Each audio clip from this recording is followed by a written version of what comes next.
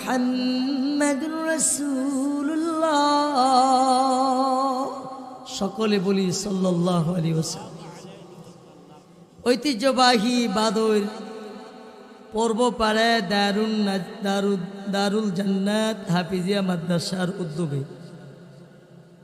কবরবাসীদের মাগফিরাত কামনায় ও হাফেজ ছাত্রদের পাগড়ি প্রদান উপলক্ষে আজকের বাৎসরিক ইসলামী মহাসম্মেলনের মুহতারাম সভাপতি উস্তাজুল উলামা, উস্তাজুল আসাতিজা, আমার পানির স্পন্দন আল্লামা হেদায়েতুল্লাহ হাবিবি হাফিজাহুল্লাহ, উপস্থিত আমার আজকের মাহফিলের প্রধান বক্তা ঐতিহ্যবাহী জামিয়া ইউনুসিয়া ব্রাহ্মণবাড়িয়ার সুযোগ্য সিনিয়র উস্তাদ বিশিষ্ট আলেম দ্বীন আল্লামা শরীফউদ্দিন আফতাবী সাহেব, আমার আগে যিনি বয়ান করতেছিলেন হযরতুল আল্লামা মাওলানা হাফেজ উবাইদুল হক নুমানি সাহেব, আজকের মাহফিলের বিশেষ বক্তা অত্র গ্রামের কৃতি সন্তান নবীন ওয়াইস,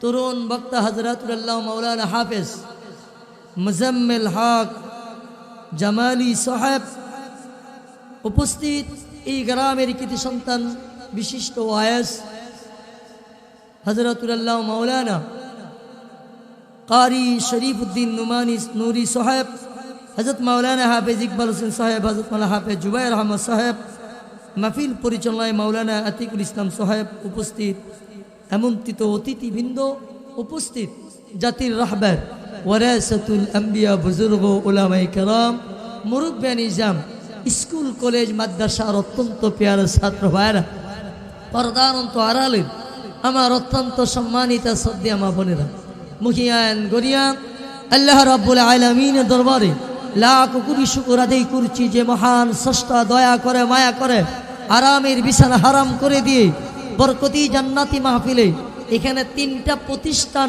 একসাথে সম্পৃক্ত। কথা বলেন ঠিক না বিঠিক? আর জোরে বলেন ঠিক না বিঠিক? আমাদের ডানে হলো নবীর বাগান মাদ্রাসা, আমাদের বামে হলো এমন একটা ঘর, এমন একটা বাড়ি, এমন একটা জায়গা জীবনে একবার না একবার আসতে হবে। আরো আসতে কর। আর আমাদের পিছনে হলো এমন একটা স্থান যেখানে আইসা বৈশা থাকলো আমার আল্লাহ, আমার মাওলা তার আমল নামায় সওয়াব লিখতেই থাকে। পবিত্র মসজিদ। কথা বলেন ঠিক না ঠিক? এই তিনটা প্রতিষ্ঠানের মাঝে আজকের এই ইসলামী মহাসম্মেলনটা, এই ইসলামী মহাসম্মেলনে যে আল্লাহ আমাকে আপনাদেরকে আসার বসার সুযোগ প্রদান করেছেন, সেজন্য দিল থেকে অন্তরের অন্তঃস্থল থেকে কালিমাতুর শুকর একবার বলি আলহামদুলিল্লাহ। আরো জোরে বলি আলহামদুলিল্লাহ। এখানে আসার সুযোগ দিয়েছেন কে? মুরব্বীরা গ্রাম থেকে আসতেছেন, আসবেন ইনশাল্লাহ। বাবা রে, আগামীকালকে তো আপনাদেরকে আর কষ্ট দেওয়া হবে না। কথা কই না, বলা যায় না, বলা যায় না কার জন্য আজকের মাহফিল জীবনের শেষ মাহফিল হইতে পারে। এই মাহফিল জীবনের শেষ মাহফিল হইতে পারে। আর মাত্র কয়েকদিন আছে পবিত্র রমজান। কথা বলে ঠিক না বিটি? যদি আয়েশা দোয়া করি, আল্লাহ আর মাত্র 4-5 দিন 6 দিন বাকি আছে, আল্লাহ আপনি আমার হায়াতটা বাড়ায়া আমার পবিত্র রমজান পর্যন্ত পৌঁছে দেন। নবী দোয়া করতেন, রজব মাস ঢুকলে আমি সেদিকে যাবো না, আমার লম্বা বয়ান, আমার হাতে সময় অল্প। মুহতারাম হাজিরিন, নবীজি দোয়া পড়তেন, আল্লাহুম্মা আল্লাহুম্মা বারিক লানা ফি রজব ওয়া শাবান ওয়া বাল্লিগনা রমাদান। আল্লাহ রজব এবং শাবানে বরকত দিয়া, হায়াতে বরকত দিয়া আপনি পবিত্র রমজান পর্যন্ত পৌঁছায় দেন। প্রত্যেক জিনিসের সিজন আছে। ঘুমাই গেছেন গা? প্রত্যেক জিনিসের সিজন আছে। আমাদের মাদ্রাসার সিজন শেষ হয়েছে, পরীক্ষা সব ছেলেরা হানা বাদ দিয়া ঘুম বাদ দিয়া, এমনও ছেলে আমরা দেখছি রাত্রের 1:30 বাজে ঘুমাইছে, আবার 3:30 বাজে উঠতেছে গা, আধা ঘন্টা 1 ঘন্টা সোয়া ঘন্টা ঘুমায় উঠতে গেছে।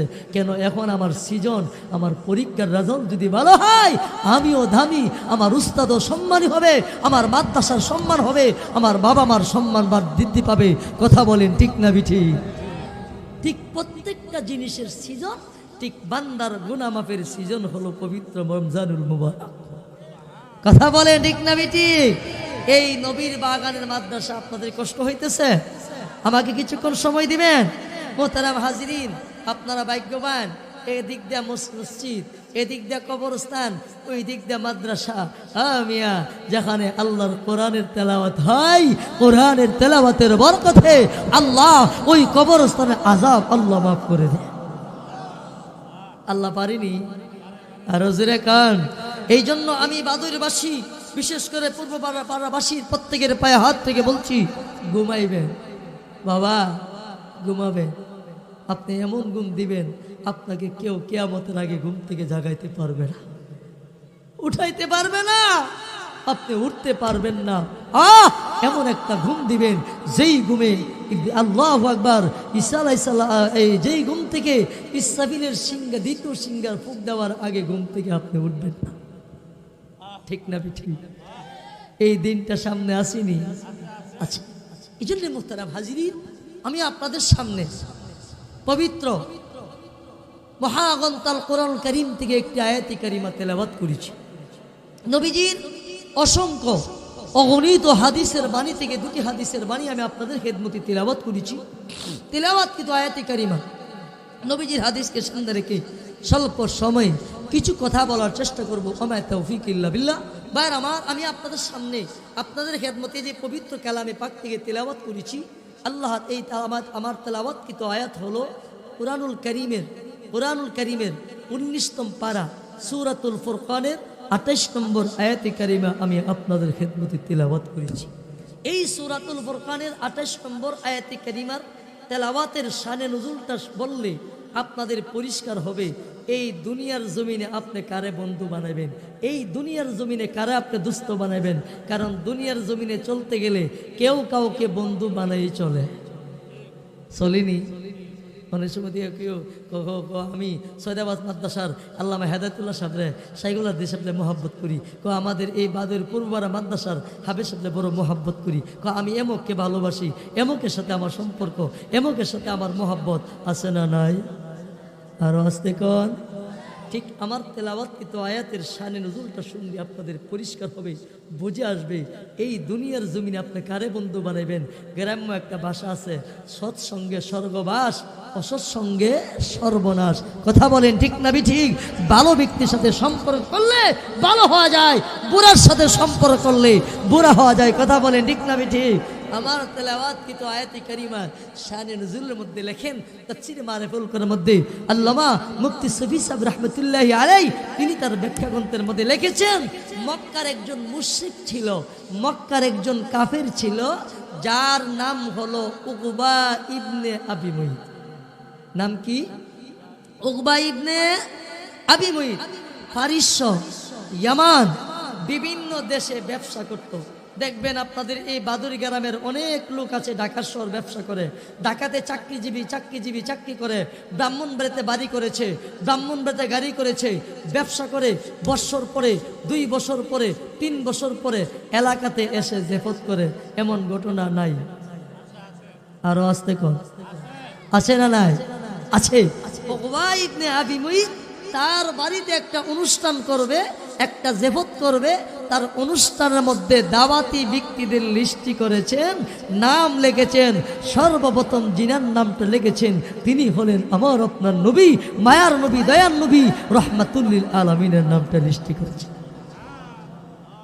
উকবা ইবনে আবি মুইত সর্বপ্রথম এসে আমার নবীকে দাওয়াত দিয়েছেন। দাওয়াত দেওয়াও সুন্নাত, দাওয়াত গ্রহণ করাও সুন্নাত। নবীজি দাওয়াত রেখেছেন, নবীজি দাওয়াত গ্রহণ করেছেন, একটা প্রতিষ্ঠান দিয়েছেন আপনারা মাদ্রাসা। এই মাদ্রাসার সাথে সম্পর্ক রাখলে কি লাভ, কোরআনের সাথে সম্পর্ক রাখলে কি লাভ। আমার তেলাওয়াতকৃত আয়াতকে সামনে রেখে কিছু আলোচনা করলে আপনারা বুঝতে পারবেন, আপনাদের বোঝা সহজ হবে। এবার উকবা ইবনে আবি মুইত আমার নবীকে দাওয়াত দিয়েছেন, নবীজি দাওয়াত রেখেছেন, সময় মতে উকবা ইবনে আবি মুইতের বাড়িতে হাজির উপস্থিত। উকবা মনে বড় খুশি, আমার প্রধান মেহমান, আমার প্রধান দাওয়াতি, যিনাকে 1 নম্বরে দাওয়াত দিয়েছিলাম, 1ম নম্বরে দাওয়াত দিয়েছিলাম, আব্দুল্লাহর পোলা মুহাম্মদ আমার বাড়িতে তশরিফ এনেছে, আমার বাড়িতে আগমন করেছে। মনে বড় খুশি। খাবার লিড়ি নবী পাকের সামনে খাবার নিয়ে আসলেন। আল্লাহর নবী কি জবাব দিয়েছেন? উকবা, উকবা, তুমি দাওয়াত দিয়েছ, আমি দাওয়াত রেখেছি। উকবা রে, আমি তোমার বাড়ির খাবার খাবো না, খাবার খাইতে পারি না, আমি না খেয়ে চলে যাব। উকবা বলেন, ও নবীজি, ইয়া রাসূলুল্লাহ, ইয়া হাবিবাল্লাহ, নবী গো, আমি আপনাকে দাওয়াত দিয়েছি, আপনারা আমার বাড়িতে এসেছেন, খাবার সামনে রেডি, আপনি কেন খাবেন না? আমি কারণ জানতে চাই। আখিরি জামানা নবী, মায়ার নবী, দয়ার নবী, রহমাতুল লিল আলামিন বলেন, রে উকবা, তুমি আমাকে দাওয়াত দিয়েছো, আমি দাওয়াত গ্রহণ করেছি, তোমার বাড়িতে আসছি, আমি কেন খাবো না? শোনো, তুমি হলে বেদিন, তুমি হলে কাফের, তুমি হলে মুশরিক, আমি তোমার বাড়ির খাবার খেতে পারি না। উকবা, যতক্ষণ পর্যন্ত তুমি ইসলাম গ্রহণ না করবে, কালিমা গ্রহণ না করবে, আমি নবী তোমার বাড়ির খাবার খাবো না, আমি খাইতে পারি না, আমি না খাই এই মুহূর্তে বিদায় হয়ে যাব, আমি চলে যাব। আমার কথা বুঝে থাকলে বলুন তো দেখি, উকবা সমস্যার মধ্যে পড়ছে কি পড়ছে না? আরো জোরে এখন, আপনারা আমাকে দাওয়াত করেছেন বড় মায়া কইরা, আমি যদি বয়ান না কইরা খাবার না খেয়ে চলে যাই, এই গ্রামের এমন কিছু মানুষ থাকতে পারে আছে, নবীনগর হুজুর আসছিল, বয়ান করেন নাই, কেন চলে গেলেন? উকবা সমস্যায় পড়ে গেল। এখন আমি কি করব? আমি যদি ইসলাম গ্রহণ না করি, মুহাম্মদ যদি আমার বাড়ি থেকে খাবার না খেয়ে চলে যায়, মানুষ আমাকে ধিক্কার দিবি, মানুষ আমাকে লজ্জা দিবি, এখন আমি কি করব? এবার উকবা ইবনে আবি মুইত আমার নবীর সামনে কালিমা পড়ে মুসলমান হয়ে যায়। কালিমা পড়ে মুসলমান হয়ে গেছেন, ইসলাম গ্রহণ করেছেন, কালিমা গ্রহণ করেছেন। নবীজি খাবার খেয়ে উকবা ইবনে আবি মুইতের বাড়ি থেকে আপনারা কি আমার ভাষা বুঝতেছেন? কথা বুঝতেছেন? জি, বাড়ি থেকে চলে গেছে। এদিক দিয়া উকবা ইবনে আবি মুইতের একজন দুনিয়ার দুস্থ ছিল, দুস্থ বন্ধু, ফ্যান, উবাই ইবনে খালদ, কোরআনের দুশ্মন, ইসলামের দুশ্মন, নবীর দুশ্মন, মুসলমানদের দুশ্মন। সে আসতে ছিল, রাস্তায় আইসা খবর পাইছে তার বন্ধু, তার দোস্ত উকবা ইবনে আবি মুইত আব্দুল্লাহর পোলা মুহাম্মদের ধর্ম গ্রহণ করে ফেলছে। এই খবরটা পায়া, এই সংবাদটা পায়া রাস্তার থেকে রিটার্ন ফিরা চলে গেছে।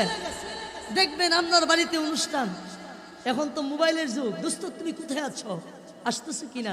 আমি আছি, আমি 3 লাখ পিরাসি। ঠিক আছে, হঠাৎ করে 3 লাখ পিতে আসতেছিল, এমন সময় বাইতে ফোন আসছে, একটা হঠাৎ সমস্যা গেছে গা। পরের দিন গিয়ে দোস্ত তোমার লগে কথা নাই, দোস্ত রাগ করো না, আমি আসতেছিলাম, এমন একটা বিপদে পড়ছি, এমন একটা সমস্যায় পড়ছি, তোমার বাড়িতে আসতে পারি নাই। অথবা মোবাইল না থাকলে তার বাড়িতে গিয়া অথবা বাজারে গিয়া খবর নেই। কথা কন ঠিক না বিঠে? উকবা ইবনে আবি মুইত পরের দিন বন্ধুর বাড়িতে চলে গেছে। বন্ধুর বাড়িতে গিয়ে বলছে, বন্ধু গতকালকে আমার অনুষ্ঠানে আমার জেবতে সব দাওয়াতি মেহমান গিয়েছে, তুমি আমার সবচেয়ে প্রিয় বন্ধু, তুমি আমার সবচেয়ে মহাব্বতের বন্ধু, তুমি আমার বাড়িতে গেল না, কারণ কি দোস্ত? কারণটা কি? বন্ধুরে, আমি তোমার বাড়িতে জিতেছিলাম, রাস্তায় গিয়ে খবর পেয়েছি তুমি নাকি আব্দুল্লাহর পোলা মুহাম্মদের ধর্ম গ্রহণ করে বেদিন হয়ে গেছে। আরো জোরে কর।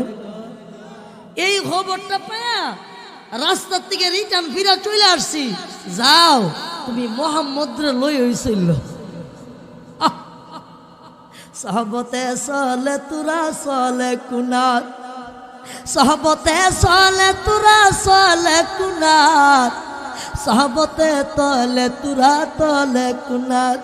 এক জামানা সাহাবতে বা আউলিয়া, এক জামানা সাহাবতে বা আউলিয়া, বেহতরাদ সদো তলে তো আতুল বেরিয়া।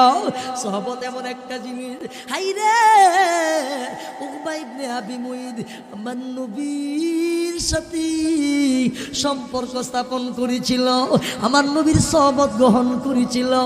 এই সহবত যদি রাখতে পারতাম, এই সহবত নিয়ে যদি চলতে পারতাম, নবীর সম্পর্ক নিয়ে যদি চলতে পারত, উকবা ইবনে আবি মুইদ দুনিয়াতে হইতো দামি, কঠিন কিয়ামতের ময়দানে উকবা হইতো জান্নাতের মালিক। কথা বলেন ঠিক না ঠিক? বায়ান আমার, বন্ধুরা আমার, এমন সময় উকবা ইবনে আবি মুইত বলে, বন্ধু তুমি রাগ করো না, মনে কষ্ট নিও না, আমি মুহাম্মদের কালিমা মুহাম্মদের ধর্ম সচ্চাই গ্রহণ করি নাই, বিপদে বইরা গ্রহণ করছি। কি বইরা? তাই বিপদে বইরা মানে বুঝলাম না, আবার কো মানুষ দেখি একটা কথা বুঝার পর গুরুত্ব লেখা আরেকবার তো কথাটা বুঝি না, তুই আরেকবার কও। ঠিক না ঠিক? মুহাম্মদের কথা বলছে পরে ও হ্যাঁ উবাইদ না খাবে, বন্ধু তোমার কথা বুঝতে পারছি, তুমি আবার আমারে বুঝে একো।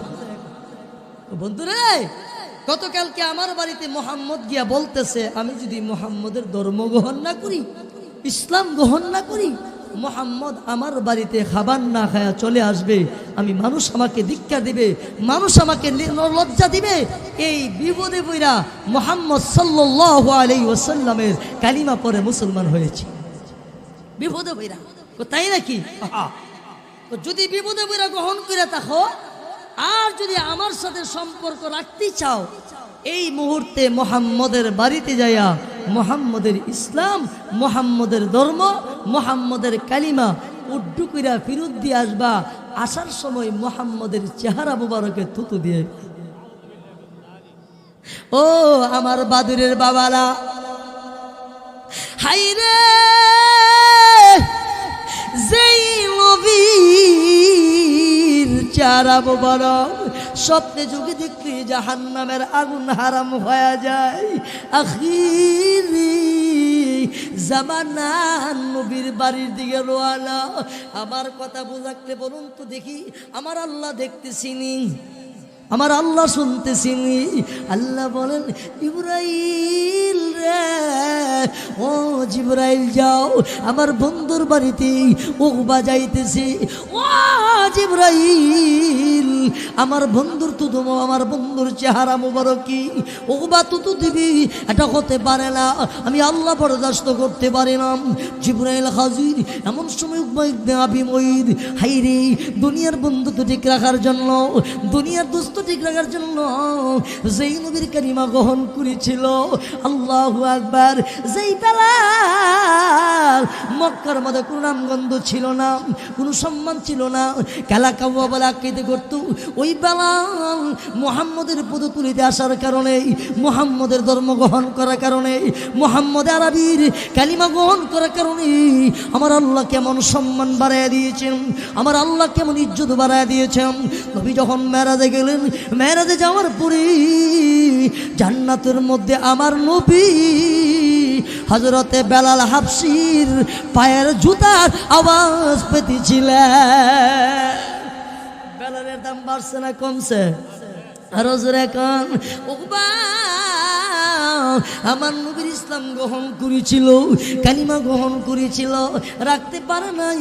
নবীজির বাড়ির সামনে হাজির হয়ে গেছি, মুহাম্মদ বাড়িতে আছেননি। সাহাবীরা বলেন, ও নবীজি, উকবা তো চলে আসছে। আমার নবীর মনে বড় খুশি আনন্দ, গতকালকে ইসলাম গ্রহণ করেছিল, ওকবা আমার বাড়িতে আসছে কোনো পরামর্শের জন্য। নবী বলেন, সাহাবীরা রে, আমার উকবারে বাধা দিও না, আমার কাছে আসতে দাও, আমার কাছে আসতে বলো।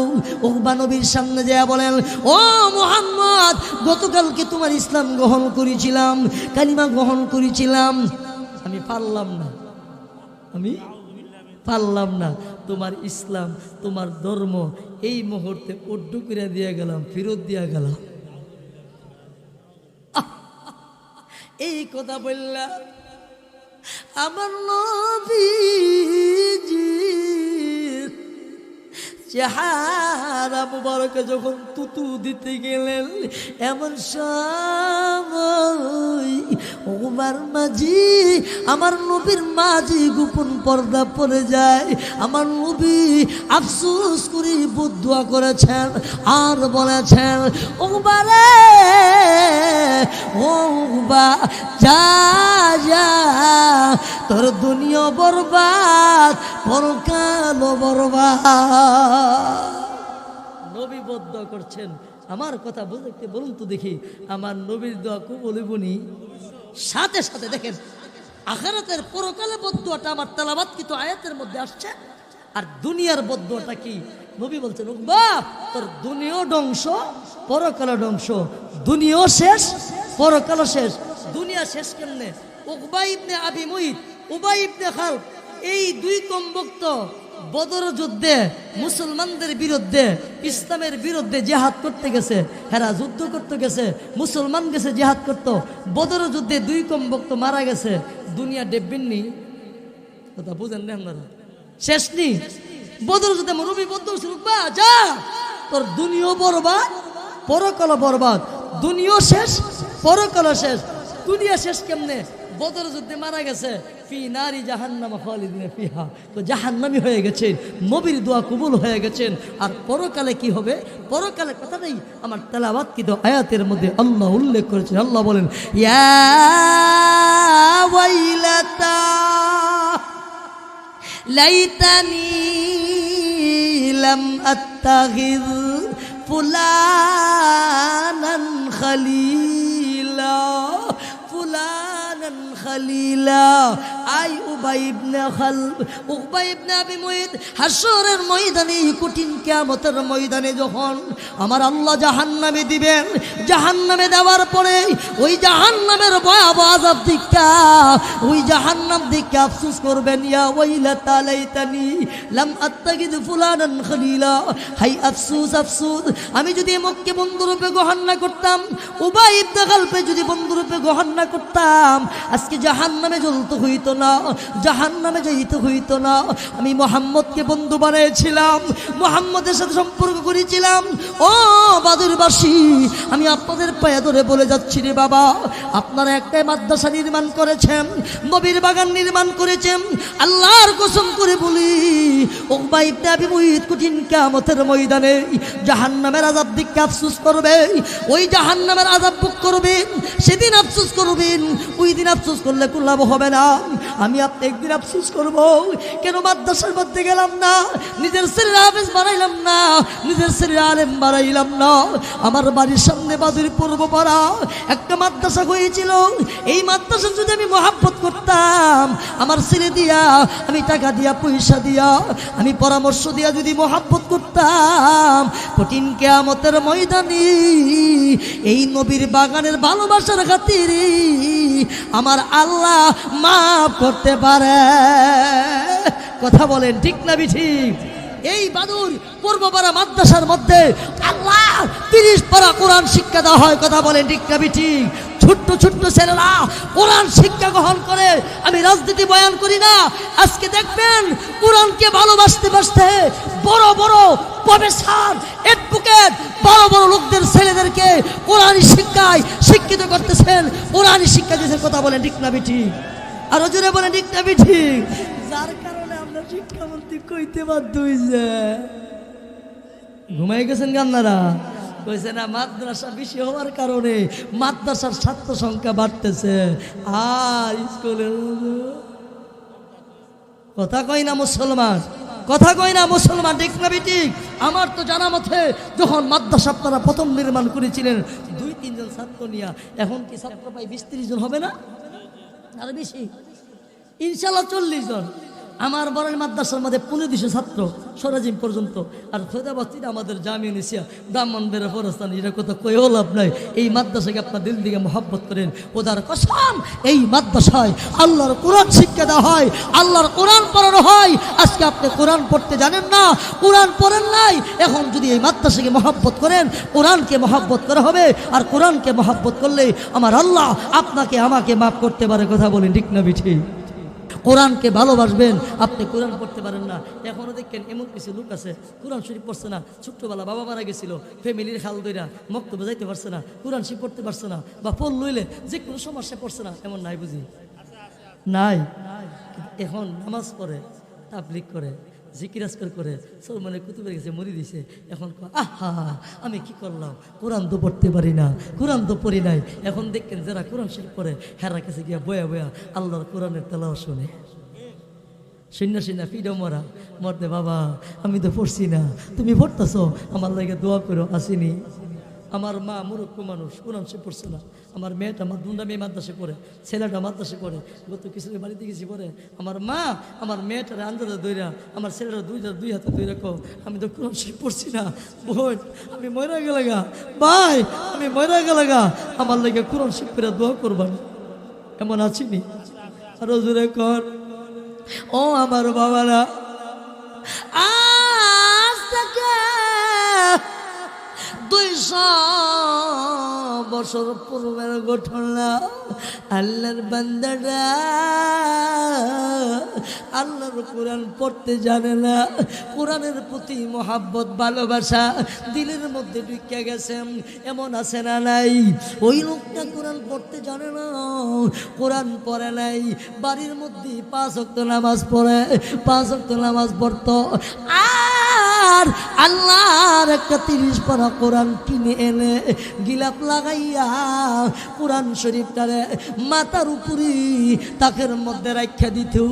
আর দৈনিক 2 বেলা সকাল সন্ধ্যান ওই তাক থেকে নামাইয়া গিলাপটার থেকে বাইর করে কোরআনুল কারীমটা বুকের মধ্যে লাগা, কপালে লাগা, চুম্বু খায় আর বলি ই আল্লাহ কা কালাম ই আল্লাহ का बात है, ये अल्लाह का कलम है, ये अल्लाह का बात है। এই কথা বলার কারণে চোখ দিয়া বায়া বায়া পানি পড়ি, ঘাম দিয়া বায়া বায়া পানি পড়ি। ওই কোরআনের প্রেমিকটা, কোরআনের পাগলটা কোরআনুল কারীমটা খুললাম, প্রতিটা লাইনে লাইনে আঙ্গুলটা দিয়া ঘুরাও আর বলে ই আল্লাহ কা কালাম হি। এইরকম ভাবে একদিন না 2 দিন না, নিয়মতান্ত্রিক অনুযায়ী প্রতিদিন 2 বেলা ওই কোরআনের প্রেমিকটা, কোরআনের পাগলটা আল্লাহর কোরআনকে মহব্বত কইরা, আল্লাহর কোরআনকে ভালোবাসা এইরকম ভাবে চলতেছেন যাইতেছেন। হঠাৎ করে একদিন ওই কোরআনের মহব্বতকারী লোকটা পৃথিবী থেকে বিদায় হয়ে গেছে। বিদায় হয়ে যাওয়ার পরে সমাজের লোকেরা গোসল দিয়া কাপড় পরাইয়া নামাজ পড়াবে, এমন একজন ইমাম পাইতেছে না, রাস্তার পাশে দাঁড়িয়ে আছে। যদি একজন ইমাম পায়, ওই ইমাম দিয়া জানাজার নামাজ পড়াবে। আজকে বাজার পড়ব আমার হাফিজিয়া মাদ্রাসা, 7 বছর পরে বয়স একটা ছেলে নুরানি বিভাগে পড়ে রে বাবা। আল্লাহ না করুক আপনি যদি মরিয়া যান, এই নুরানি বিভাগের ছেলেটা আপনার জানাজান নামাজ পড়াইতে পারবে। জোরে বলেন ঠিক না বিঠিক? বায়ান আমার বন্ধুরা আমার, এই লোকটা বিদায় হয়ে গেছে, গোসল দিয়া কাপড় পরায়া রাস্তার পাশে এলাকার লোকেরা দাঁড়িয়ে আছেন, যদি একজন ইমাম পাই গো ওই ইমাম দিয়া জানাজার নামাজটা পড়াবো। ইমাম সাহেব জানাজার নামাজটা পড়াবেন। বায়ার আমার, বন্ধুরা আমার, এই লোকটার জন্য অপেক্ষা করতেছেন ইমামের জন্য। ইমাম পাইতেছে না, ইমাম পাচ্ছে না, সকাল থেকে দুপুর হয়ে যাচ্ছে। এমন সময় সরকারি একজন ডিপার্টমেন্টের পুলিশ একটা সাইকেল চালাইয়া ওই লোকগুলোর সামনে হাজির হয়ে যায়। দেখবেন সরকারি চাকরি করতো, হাই স্কুলে পড়াইতো, আর্মি চাকরি করতো, বিডিআর চাকরি করতো, এখন অবসর পায়া লোকটা নামাজ পড়ে, জিকির আজকার করে, মসজিদে আসা যাওয়া করে, টুপি আছে, দাড়ি আছে, দেখলে মনে হয় হুজুরের মতন। কথা কই না? এমন হয় না? দেখতে হুজুরের মতন মনে হয়।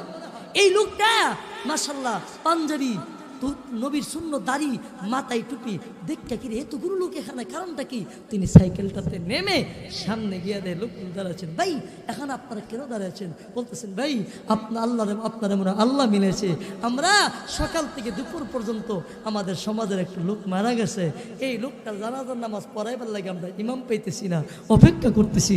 আপনি আসছেন, আপনি আমাদের এই লাশটাকে জানাজার নামাজটা পড়ায় দেন, দয়া করে একটু আমাদেরকে উপকার করেন।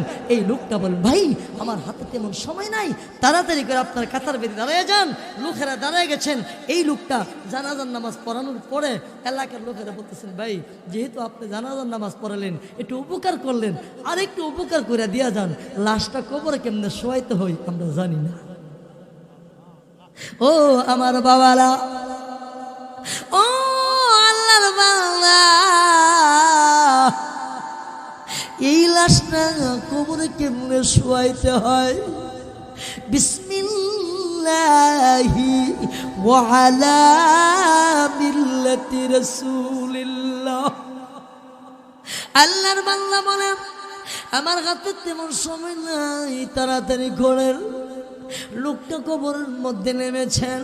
ওই লাশটাকে যখন কবরে শোয়াইয়া আল্লাহু আকবার ওই মাথার বাঁধের কাপড়গুলো বানটা খুলতে গেলেন, এই যে নুয়েছেন নোয়ার পরে পকেটে একটা কাগজ ছিল, আইডেন্টি কার্ড ছিল, ওই কার্ডটা লাশটার কবরের মধ্যে বুকের মধ্যে পড়িয়া যায়। অনেক সময় দেখবেন পকেট বড়, ছোট মোবাইল লাগছিলেন, রুকুত গেলে 5 টাকা পয়সা রাখছিল, শেষ দাঁত গেছে, পয়সাটা গেছে গা। এমন হয় না? এমন হয় কি হয় না? হয়। লোকটা যে নুইয়া লাশটাকে রাখতে গেছি, এই পকেট থেকে সরকারি ডিপার্টমেন্টের আইডেন্টি কার্ডটা পড়ে গেছে। কিছু সরকারি কার্ড আছে, কাগজপত্র আছে, যেগুলো হারিয়ে গেলে চাকরি নিয়ে টান দেয়। কথা কোন ঠিক না বিঠি? আপনারা শিক্ষিত মহল বুঝবেন।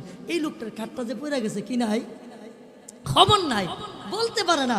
এখন এই লোকটা আল্লাহু আকবার যখন চলে গেলেন, যাওয়ার পরে অফিসে ঢুকবেন, পকেটে যখন হাত দিছেন, দিয়ে দেয় কি নাই, কার্ড নেই, কাগজটা নেই। এখন আমি কি করব? এই লোকটা দৌড়ায়া আবার কাঠটা তালাশ করতে করতে, রাস্তায় তালাশ করতে করতে যেখানে জানাজার নামাজ পড়েছিল সেখানে তালাশ করলো। এলাকার লোকদেরকে বলেন ভাই আমার একটা সরকারি ডিপার্টমেন্টের আইডেন্টি কার্ড ছিল, কার্ডটা হারিয়ে গেছে, কার্ডটা আমি পাইতেছি না, আপনারা কেউ পেয়েছেন? ও ভাই আমি যদি এই কার্ডটা না পাই আমার চাকরি চলে যাবে, আমার চাকরিতে ব্যাঘাত ঘটবে। এখন আমি কি করব? এলাকার লোকেরাও জায়গায় জায়গায় খবর নিলেন, তালাশ করলেন, কোথাও পাইলেন না। এমন সময় সরকারি ডিপার্টমেন্টের লোকটা বলেন আমার মনে হয় যখন লাশটা কবরে শোয়াইতে গিয়েছিলাম মনে হয় কবরের মধ্যে কাঠটা পড়েছে। এখন আমি কি করব? যদি আপনারা অনুমতি দিতেন গো আমি কবরটা খনন করে দেখি কাঠটা পাওয়া যায় কিনা। এলাকার লোকেরা বলেন আমরা সকাল থেকে দুপুর পর্যন্ত ইমামের জন্য অপেক্ষা করতেছিলাম, ইমাম পাই নাই। যদি ইমাম না পাইতাম এই লোকটাকে অবস্থায় ইমামতিবিহীন জানাজা পিতরাবিহীন কবর শোয়া দিতাম। আমাদেরকে উপকার করেছেন, আমাদেরকে জানাজার নামাজ পড়ায়া আমাদের সমাজের লোকটাকে কবর পর্যন্ত শোয়া দেয়া গেলেন। এই কাঠটা পাইতেছেন না, আমরা অনুমতি দিয়ে দিলাম, পারমিশন দিয়ে দিলাম, এই কবরটা খনন করেন, কবরটা খনন করার অনুমতি দিয়ে দিলাম। আমার বাবারা গভীর মনোযোগ, আমার দিকে তাকায় শুনেন কথাটা। আল্লাহু আকবার।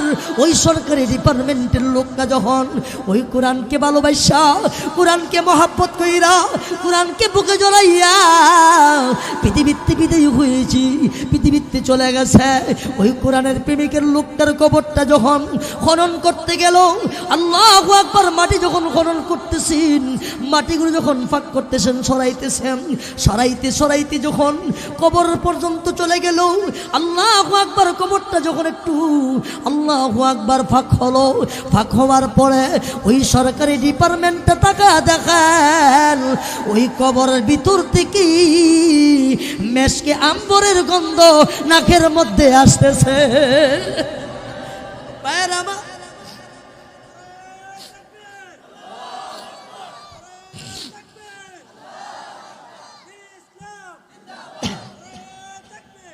ভাইয়ের আমার, বন্ধুরা আমার, এবার কবরের ভিতর থেকে মেশকে আম্বর গন্ধ আসতেছে। কবরটা যখন খনন করলো, কবরটার বাসটি যখন ফাঁক করলো, সরাইলো, সরাইবার পরে তাকায় দেখেন আমার আল্লাহ, ওই লোকটাকে কবর রাখার সময় ফুলের কোনো গাছ ছিল না, ফুল ছিল না। আল্লাহু আকবার, বাসগুলো সরায়া তাকায়া দেখেন ওই লোকটার কবরের চতুর্পাশ দিয়া আমার আল্লাহ রং বেরঙ্গের ফুলের বাগান দিয়া, ফুল দিয়া আমার আল্লাহ কবরটাকে সাজায়া রেখে দিয়েছে। ওই সরকারি ডিপার্টমেন্টের লোকটা বলেন, ও এলাকার লোকেরা, আমার কাঠের প্রয়োজন নাই। যখন খনন করলো তাকায়া দেখেন ওই লাশটার বুক বরাবর কাঠটা পড়ে আছেন। এই কাঠটা নিয়ে উল্লেখ করে বের করার পরে লোকটা বলেন, ও এলাকার লোকেরা, আমি জানতে চাই এই লোকটা কি আমল করত, এই লোকটার কি আমল ছিল? আল্লাহর কসম করে বলি, আমি জানতে চাই লোকটা কি আলেম ছিল নি? ও আলেম ছিল না, শিক্ষিত ছিল নি। লোকটা আমাদের জানা মতে শিক্ষিত না, লোকটা তেমন বড় শিক্ষিত না। কি আমল করতো আমরা জানি না, আমরা জানি লোকটা নামাজ পড়তো। এই লোকটার কি আমল আছে না আছে সবচেয়ে জানে বিবি। আল্লাহু আকবার। সরকারি ডিপার্টমেন্টের লোকটা ওই লোকটার বিবির কাছে চলে গেলেন, বাড়িতে যাইয়া পর্দা থেকে বলেন, মা গো মা, আমি জানতে চাই আপনার স্বামী কি আমল করতো। পর্দার ভিতর থেকে লোকটার স্ত্রী বলেন, আমার জানা মতে আমার স্বামী কি আমল করতো জানি না, আমাদের তেমন জানা নাই, আমার তেমন জানা নাই। আমার স্বামী 5 ওয়াক্ত নামাজ পড়তো, হালাল হারাম বাচ্চা চলতো, কিন্তু না না আর কোনো আমল আছে নি? বলেন না। একটা আমল আছে, ওই যে তাকের মধ্যে দেখা যায় আল্লাহর 30 পারা কোরআন, এই কোরআনকে আমার স্বামী দৈনিক 2 বার আল্লাহু আকবার বুকের মধ্যে জড়ায়া ধরত, বুকের মধ্যে জড়ায়া ধরত। আর দেখছি প্রতিটা লাইনে লাইনে আঙ্গুলা ঘুরাইতো আর জোরে জোরে বলতো, ই আল্লাহ কা কালাম, ই আল্লাহ কা বাত। এই কথা বললে বললে আঙ্গুলটা দিয়া ঘুরাইতো। এই ছিল আমার স্বামীর আমল। আর মাঝে মাঝে বুকের মধ্যে লাগাইতো, চুম্বক খাইতো, কপা লাগাইতো। আল্লাহ, আমি পড়তে জানি না, তোমার কালাম কতই না সুন্দর, কতই না দামি। এই আমল ছিল আমার স্বামীর, আমি আর জানি না।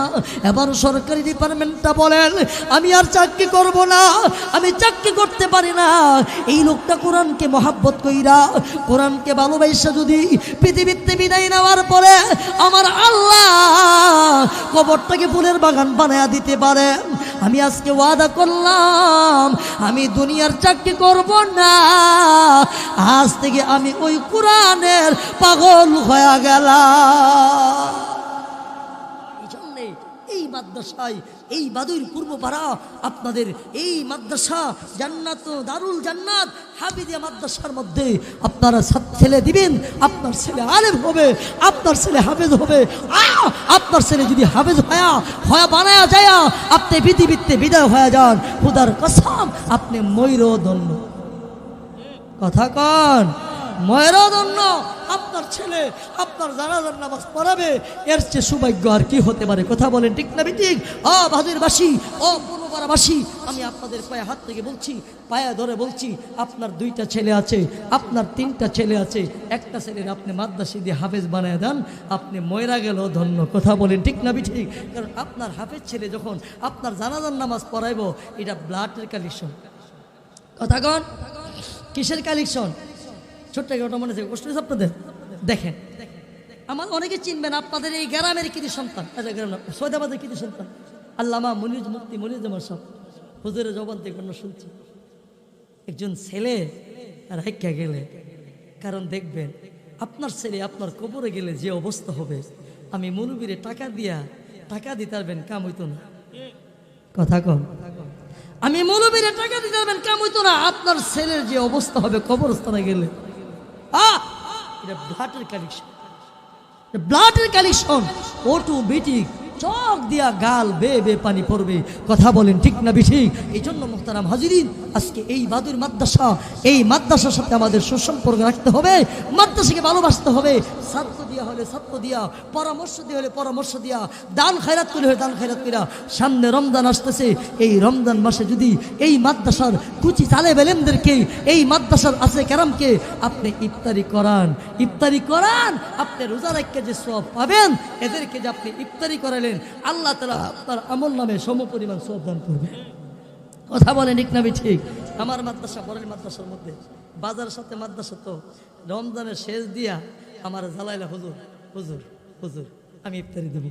আরে দিবেন কিন্তু ছাত্র তো বিশ্বদা মাদ্রাসার কিছু বন্ধু জ্বালাইছি, মাত্র হুজুর আছে 8-10 জন, আর ছাত্র আছে 8-10 জন, মূল 20-25 জন। না হুজুর আমি ইফতারি দিব। কি করুম? রমজানের শেষ দিয়ে এমনভাবে ইফতারের একটা বিল লাগে, ইমান একিন বিশ্বাস যদি নায়েবে রসুলদেরকে, তালেব ইলমদেরকে আমি ইফতারি করাইতে পারি, আল্লাহ তাআলা উসিলা আমার মুর্দেগানকে আল্লাহ মাফ করতে পারে। কথা বলি ঠিক না ঠিক? এটা ইমান, এটা একিন, এটা বিশ্বাস। কথা বলি ঠিক না ঠিক? বলতেছিলাম মুহতারাম হাজিরিন, কোরআনের সাথে আমাদের সম্পর্ক রাখতে হবে, এই দ্বীনি প্রতিষ্ঠান মাদ্রাসার সাথে আমাদের সম্পর্ক রাখতে হবে। আমি 2টা হাদিস পড়েছিলাম। প্রথম হাদিস পড়েছিলাম, রাসূল বলেন, ইকালু লিসাইবিল কোরআন ইকরা ওয়ারতাকি ওয়ারাতিল কামা কুনতা তুরাতিল ফিদ দুনিয়া ফা ইন্না মানজিলাকা ইনদা আখিরি আয়াতিন তাকরাউহা। হামিলে কোরআনকে বলা হবে, কোরআন ওয়ালারি, হাসরের ময়দানে আমার আল্লাহ বলবেন, ও কোরআনওয়ালা, ও হাফিজ, ও আলেম, তুমি আজকে তেলাওয়াত করো। সেদিন হাসরের ময়দানে হাফিজ কোরআন বলেন, আলেম বলেন, আল্লাহর কোরআনের এক একটা আয়াত তেলাওয়াত করবেন। একটা আয়াত তেলাওয়াত করার পরে আমার আল্লাহ একতলা জান্নাতের মালিক বানায়া দিবে। একটা আয়াত পড়বেন, একতলা জান্নাতে চলে যাবেন। দ্বিতীয় আয়াত পড়বেন, দ্বিতীয় তলা জান্নাতে চলে যাবেন। তৃতীয় আয়াত পড়বেন, তৃতীয় তলা জান্নাতে চলে যাবেন। এই রকম ভাবে পড়তে পড়তে 6666টি আয়াত যখন তেলাওয়াত শেষ হবে, আমার আল্লাহ তাদেরকে 6666 তলা জান্নাতের মালিক। এখন কবেন হুজুর এতক্ষণ ভাল লাগছে, ওখানে আর ভাল লাগতেছে না, কেন লাগতেছে না?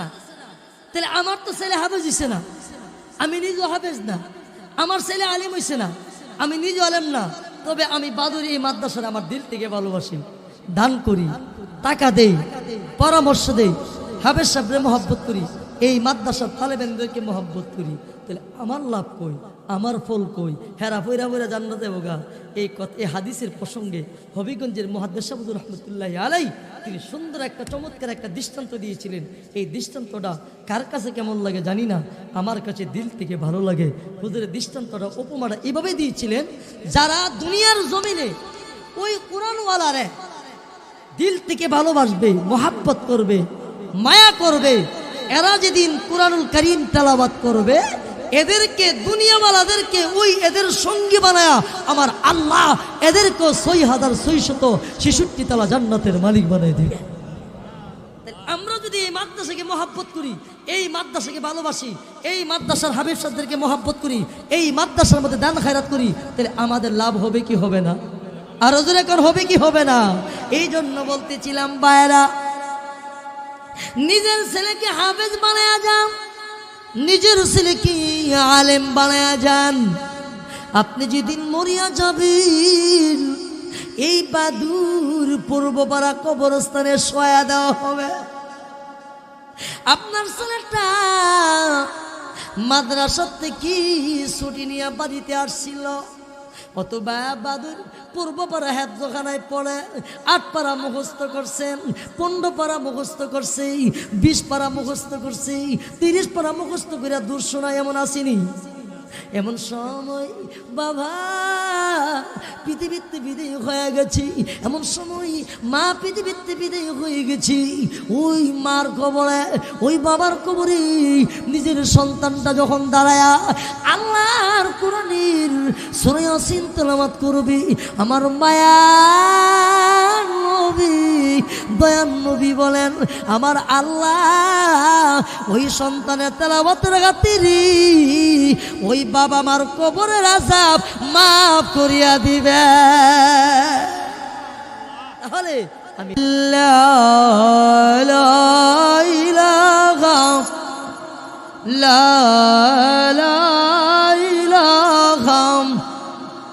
কলবেতে জারি রাখো মুমিনাল বান্দারা, রোজার শরী পার করিবে, রোজার শরী সুপারিশ করিবেন দিনের নবী মুস্তাফা লা ইলাহা লা ইলাহা লা